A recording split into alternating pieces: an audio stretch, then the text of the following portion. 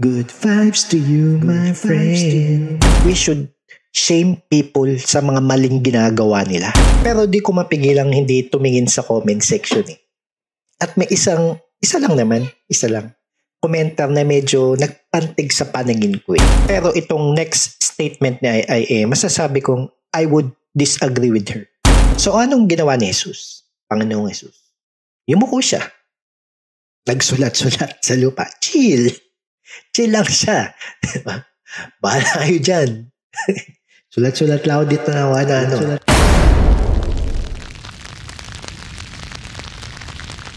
So ayun. May nag-request na naman ulit ng video sa atin, mga kapatid. At maraming salamat nga pala sa nag-request. At sino ba naman ako para tumanggi? Pero ang gusto niya parang feels good na video lang. Kumbaga, good vibes ba? Kasi lately, di ba, puro negative yung nakikita natin. Kaya ito, isang malaking good vibes na video para sa inyo. Good vibes to you, my friend. Nabitin siguro siya sa nakaraang video natin kay Chloe at dito nga kay Ai. Kasi nga naman, di ko pinakita yung buong interview ni Ai na ikinaputok ng butchi ni Chloe. Kaya sige, let's review this interview. At good vibes nga ba talaga tong interview na to? Tara't samahan nyo ko muli mga kapatid at alamin.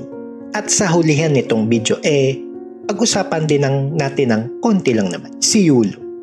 Hindi si Yulo na kinain ng kadiliman. Yung isang Yulo na napakabait. For extra good vibes, panoorin natin ang kanyang interview with Julius Babaw. Pero bago ang lahat, please subscribe. Libre lang ang pag-subscribe at masarap ang libre. At ako nga pala si One. At ito ang mahirap pasayahin show. So,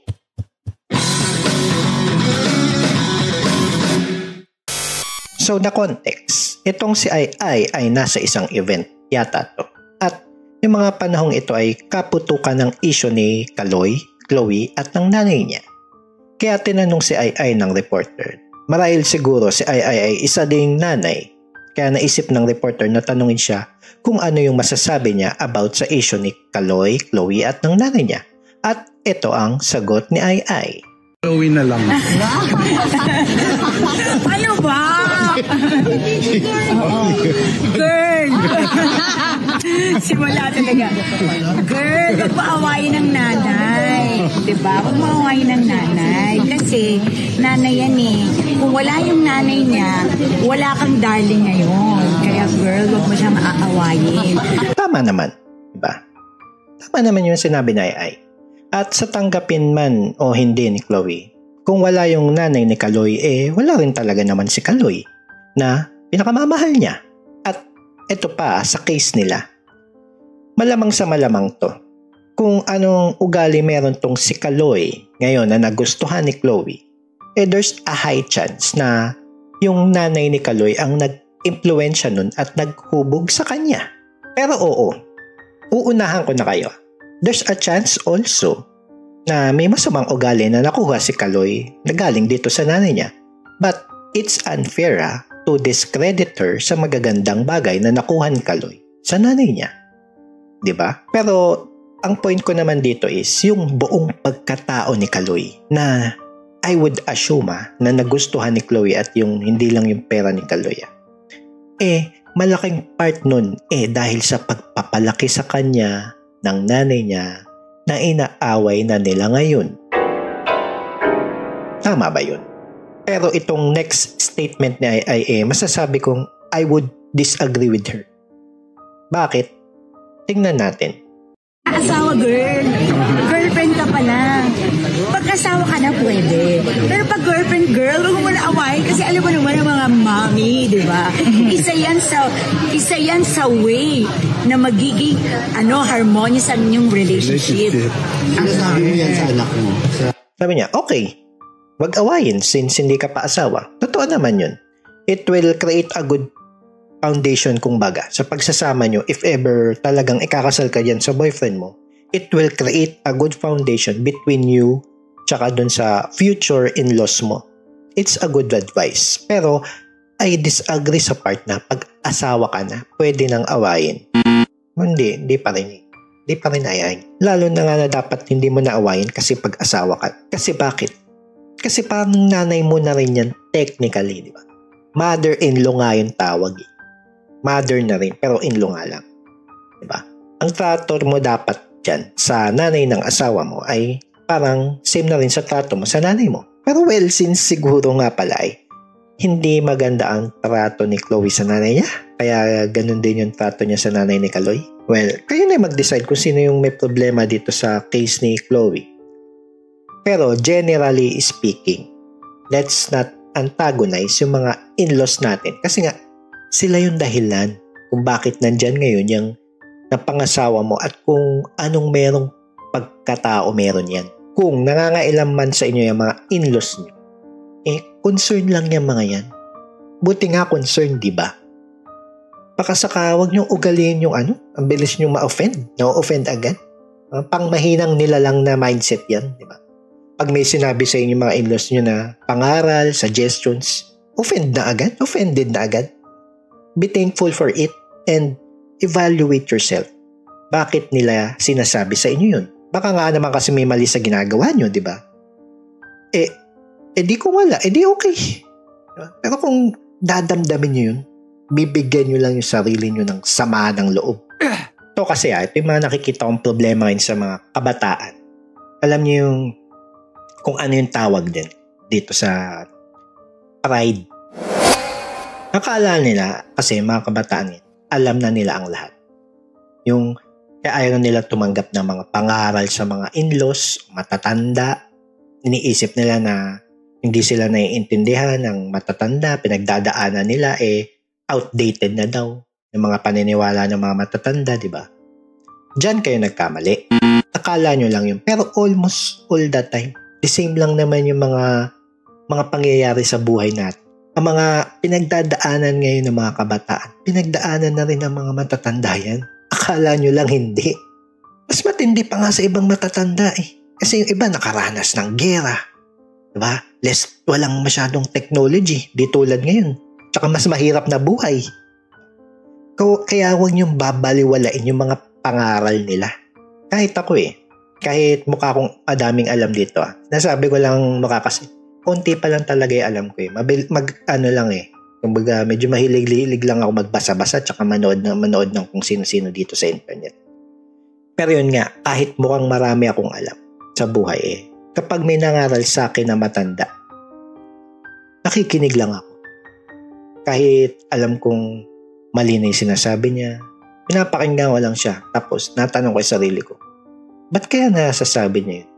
Pero kung hingi niya opinion ko, di sasabihin ko. Pero kung hindi niya inihingi, nirespeto ko lang. Hinahayaan ko lang siya mangaral. Sa akin na rin naman yun kung susundin ko yung pangaral niya. Pero i-evaluate ko. Kasi baka naman may laman yung sinasabi niya.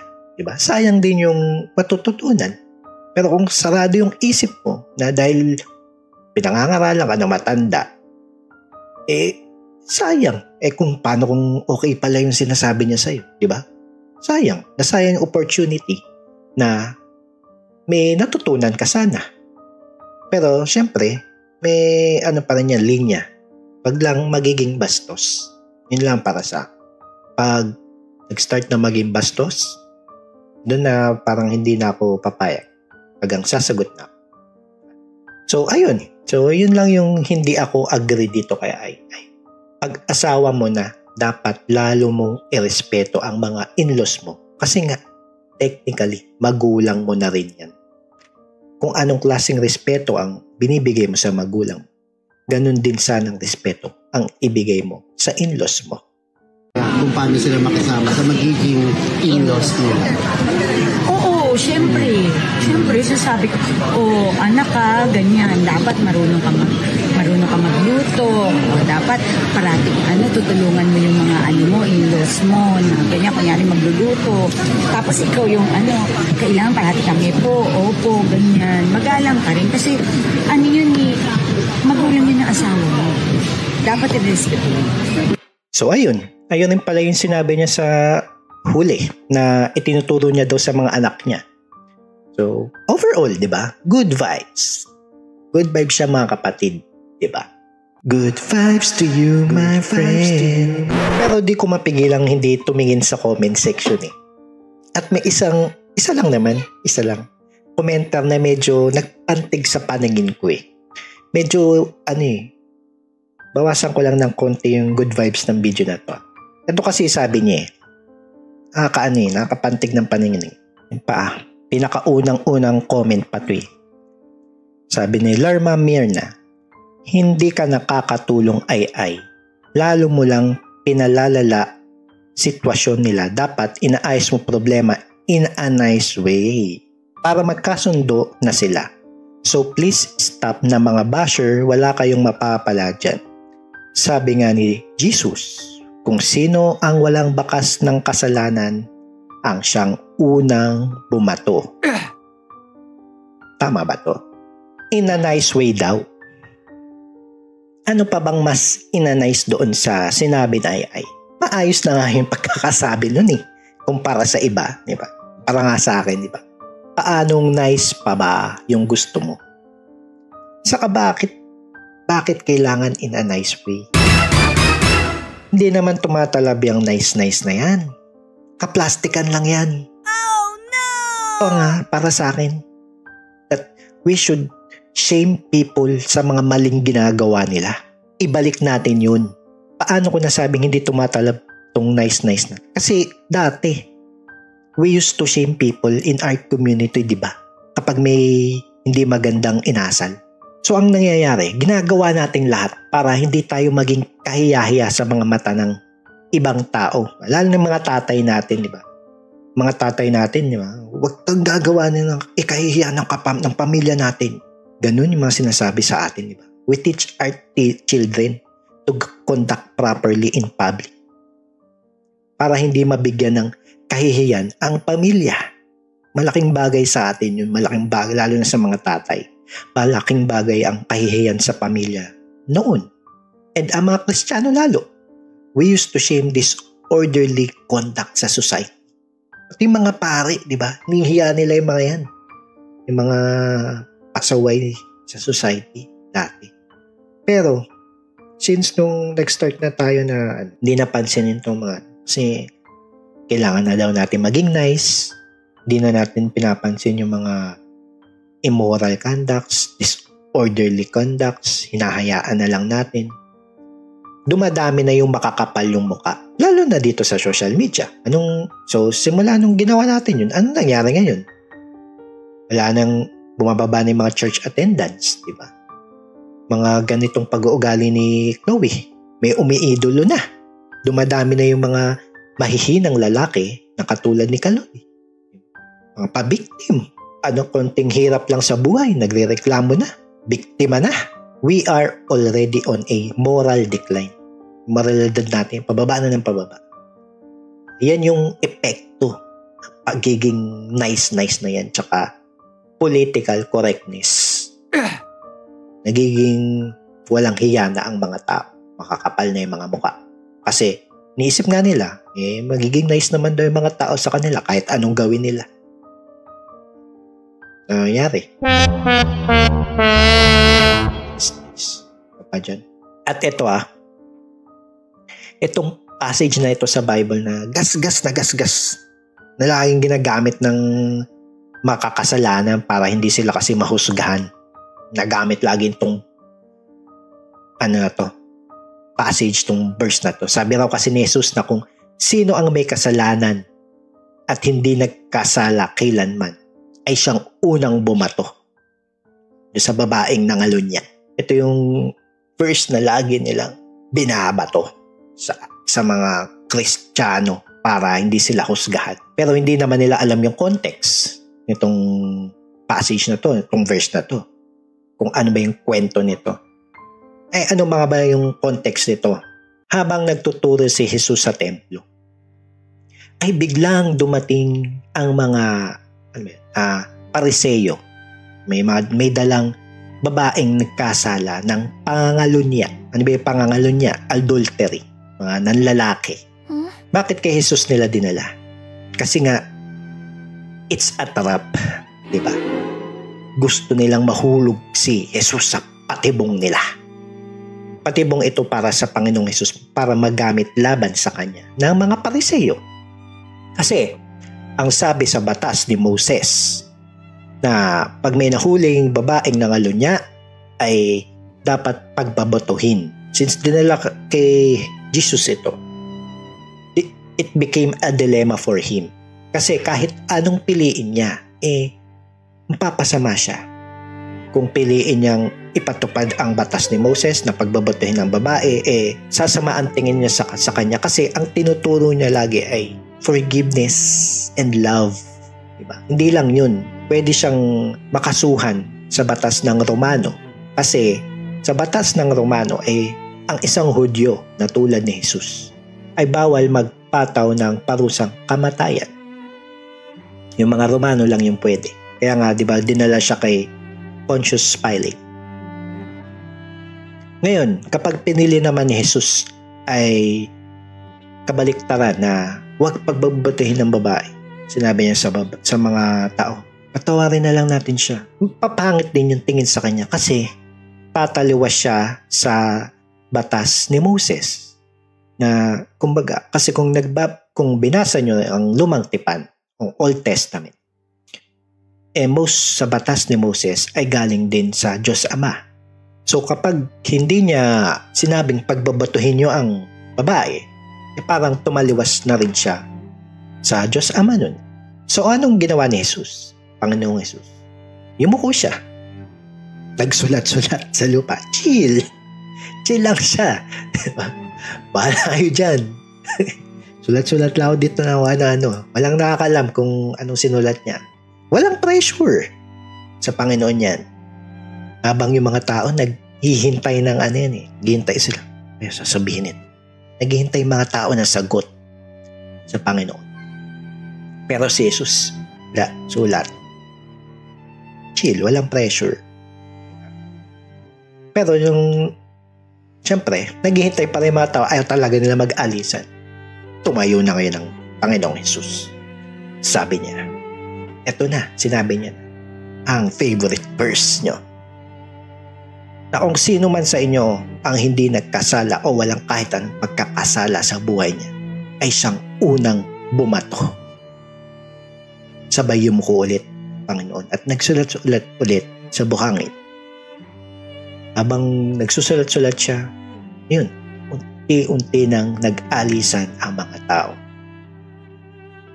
Tas makalipas ang ilang minuto, tinanong niya yung babae. Muli siyang tinanong niya yung babae. Meron bang naghatol sa iyo? Sabi ng babae, wala po. Kung ganun ay hindi rin kita hahatulan, sabi ng Jesus. Humayo ka na at itakwil na ang iyong mga kasalanan. Ang ibig sabihin ba nito ay pinagbabawalan na tayo ng Panginoong Jesus na manghusga sa ating kapwa kapag sila ay nagkakasala? Since makasalanan tayo na wala naman sa ating perfect, na hindi nagkasala sa buong buhay natin. Yun ba yung ibig sabihin nun? Hindi. Paano ko nasabi? Kasi in-acknowledge niya rin naman ng Panginoon na may pagkakasala tong babae ng pangangalunya. So tama yung husga ng mga tao sa kanya. Diba? Sabi niya nga humayo ka na at itakwil mo na yung mga kasalanan mo. So, in-acknowledge yun. Tama yung mga tao sa paghuhusga dun sa babae. May pagkakasala siya. E ano ba ang pinapahiwatig dito ng Panginoon? Bumato ang walang kasalanan. Pinapaalala niya lang dito na lahat tayo ay makasalanan. That we should judge not based on self-righteousness and hypocrisy. Kasi nga, di ba? Ang ginawa dito ng mga Pariseyo, ng mga tao, ay isang patibong lamang para kay Jesus. Hindi talaga nila gustong maghanap ng justice. Ang gusto talaga nila dito ay ipahamak ang Panginoong Jesus. Ayun yung nila dito, interior motive. Hindi talaga magkaroon ng hustisya. Ayun yung pinagbabawal ng Panginoong Jesus. Yung humusga ng tao dahil sa sarili mong pakinabang. Hindi dahil gusto mo talagang humanap ng hustisya or dahil concerned ka dun sa mga tao. Pinagtibay niya naman to sa ibang passage, sa ibang verse. Dito sa Matthew 7 verses 3-5. Sabi niya dito, "Why do you look at the speck of sawdust in your brother's eye and pay no attention to the plank in your own eye? How can you say to your brother, 'Let me take the speck out of your eye,' when all that time there is a plank in your own eye? You hypocrite! First take the plank out of your own eye, and then you will see clearly to remove the speck from your brother's eye." Linaw, di ba? Unahin mo muna ang tingnan yung sarili mo bago mo punahin ang iba. Mga kapatid, alam niyo ba kung bakit malakas yung loob ko dito manghuhusga? Sa araw-araw kasi ng ginawa ng Diyos, lagi kong hinuhusgahan ang sarili ko. Tama ba itong gagawin ko? O ginagawa ko? O pati yung mga naiisip ko? Tama ba ito? Magiging kaaya-aya ba ito sa mga tanan Diyos? Ayun yung laging tumatakbo sa isip ko. Sa lahat ng gagawin ko, sa lahat ng naiisip ko, sa lahat ng plano ko. Ayun. Pero hindi ako perfect. Nagkakasala pa rin ako. Kasi wala nga talagang perfect. Minsan din talaga, di ko naiwasan din magkasala. Sa totoo lang. Kasi, diba, nung kabataan ko, tulad din ako ng mga gantong taong mga tinitira ko ngayon, yung pag-iisip. Same yung pag-iisip ko dati nung bata-bata pa ako. Yung walang pakailam sa kapwa nila. Ang isip ko nun, basta gagawin ko lang yung magpapasaya sa akin na walang inaargabyado. Bahala kayo sa buhay nyo. Ang hirap na ng buhay. Ang hirap na ng buhay para intindihin ko pa kayo. Diba? Ang dali mabuhay nung ganong pag-iisip. Pero yung ganong pag-iisip kasi, wala palang patutunguhan. Wala. Walang saysay. Kumbaga, mabubuhay ka lang para sa wala. Buhay ka lang para magpayaman, ganun. Para sa wala lang. Diba? Walang kwenta yung ganung buhay. So, I changed that way of thinking. Pero minsan din talaga kasi nag-i-slip out pa rin ako. Na nagagawa pa rin akong mga mali, kasalanan. Itong mga nagagawa akong mali araw-araw ko rin hinihingi ng tawad sa Panginoong Hesus. Yun yung pinakamahalaga doon. Araw-araw kang humingi ng tawad. Pero syempre, araw-araw mo ring actively na layuan itong mga inihihingi mo ng tawad. So, una nyo laging husgahan yung mga sarili nyo. Itakwil na ang mga kasalanan. Gaya nung sabi ng Panginoon dun sa babaeng nangalon niya. At para na rin, di ba? Kung may tao kayong gustong itama, concerned kayo sa tao na yun, na nakita nyong mali na yung ginagawa niya, di ba? May lakas kayong loob at hindi kayo magdadalawang isip na punahin. Kasi ikaw mismo, yung sarili mo, ay una mo nang hinusgahan. Kaya, pag may mga taong gusto nyong husgahan, concerned kayo sa kanya, gusto nyo siyang magbago, lang, go lang yan.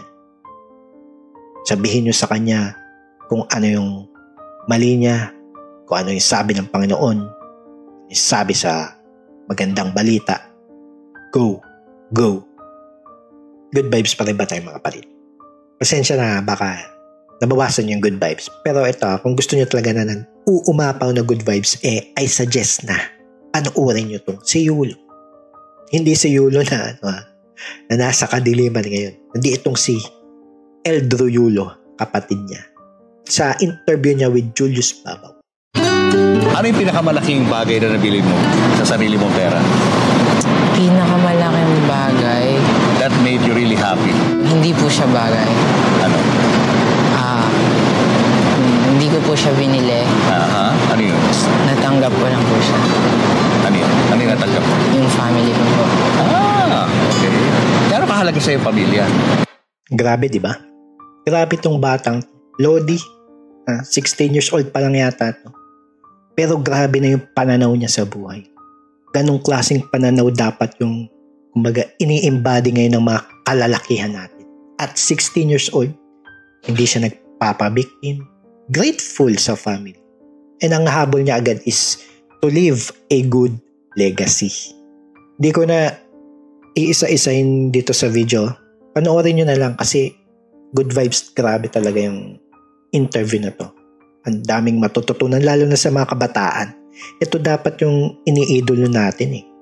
Ito kahit hindi ito mag-gold si Eldro sa Olympics, ito dapat yung supportahan natin. Kahit hindi siya makagold, dapat bigyan to ng milyon-milyon at bigyan ng mga endorsement. Kung mayaman lang ako eh. Di ba? Kahit hindi to mag-gold, bibigyan ko to ng mga prize. Milyon-milyon. Grabe. Sana wag siyang gumaya sa kuya niya. Wag siyang sumunod sa yapak. At gumawa siya ng sarili niyang yapak. Ngayon, nasa tamang direksyon na siya. At sana ituloy-tuloy niya. Ito Kaya sa mga kabataan ngayon, yung gaya nyo, lalo na sa kalalakihan, diba? Aim to leave a good legacy behind you. And always be grateful. Panoorin nyo mga kapatid. Nilagay ko yan sa description box below. And yun lamang mga kapatid. Kung na-enjoy nyo tong video ko, please like for the algorithm and subscribe. At muli, ako nga pala si One. At ito ang Mahirap Pasayain Show. Good vibes to you, my friend. We'll see each other again.